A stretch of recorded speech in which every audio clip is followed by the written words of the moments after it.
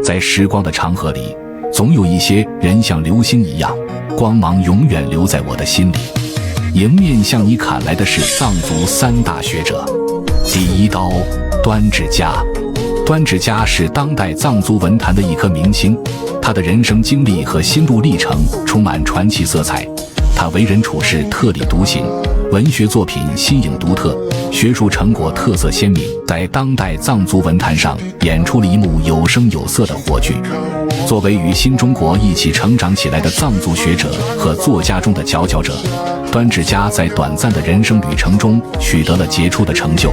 他的诗词、小说、散文、论文、译作在80年代的藏族文坛曾风靡一时，藏族文坛和藏学界有口皆碑，对藏族当代文学和学术文化的发展做出了重要贡献。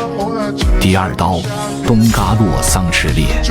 20世纪藏学大师东嘎洛桑赤烈老师出生于西藏林芝，7岁时被认定为第8世东嘎活佛，20岁时获得藏传佛教格鲁派最高学位。他在佛教领域和研究领域都有卓越的贡献，并发表了多篇论文，为西藏文化历史研究做出了突出贡献。第三刀，更敦群培。他不是政治舞台上的风云人物，但是政治立场和观点十分鲜明的思想家。